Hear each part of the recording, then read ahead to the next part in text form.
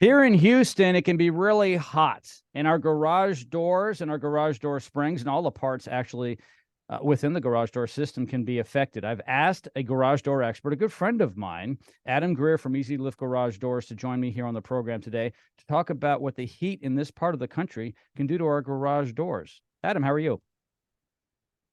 I'm doing great, Joe. Thanks for having me. Yeah, it's great to have you here.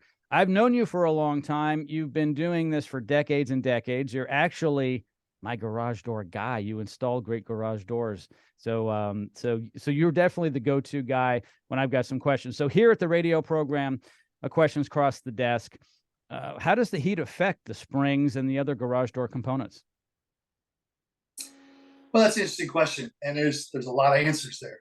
Uh, the heat doesn't really affect springs. Weather doesn't really affect springs so much. The metal is, steel is steel. What it can do is make the door stiffer. Things like the jambs swelling and contracting, in different weather extremes, can affect the way the door functions. Rollers, different types of rollers, how heavy if you're heavy gooping them with grease, that's a in the winter that's a bad thing that stiffens up. But in the summer, it makes that stuff, just liquid almost sometimes. And you go in, it's just a disgusting mess. So it's to say that the heat necessarily affects the spring.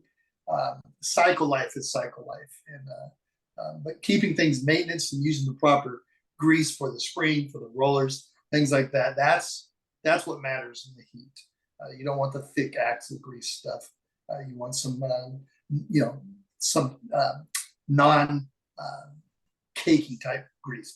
There's lots of different options, but you want it to be free. You don't want it to get stiff. You don't want it to dry out.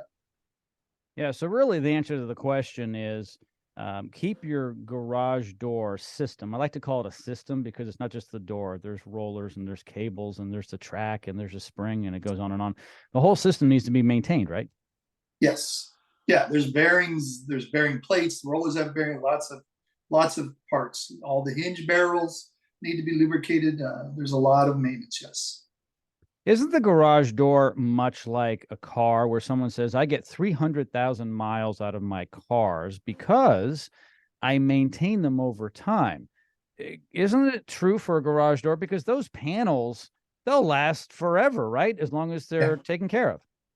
Yeah, I mean, that's absolutely a great analogy. If you just drive that car until it quits on you, it's going to quit early. But if you pay attention to your oil changes and all those maintenance issues, you can get thousands and hundreds of thousands of miles out of a vehicle. And so the same thing goes true for a garage door. There are parts that do need to be replaced regardless, just like a timing belt in a car, 100,000 miles, it's time to start looking at that. Plastic rollers, 1 year you should replace your rollers. Steel rollers, 4 to 6 years. Nylon rollers, 6 to 10 years. And again, the better you maintain any of those three options, the longer they will last. But so you have parts that need to be replaced just on schedule, and then if you're not maintaining, those schedules get altered by poor maintenance. Yeah, no, it's really that simple. So it's really hot here in Houston.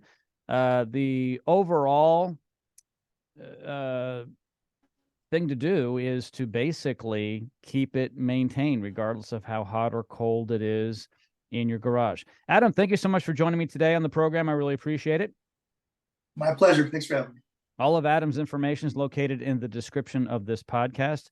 His website is one click away.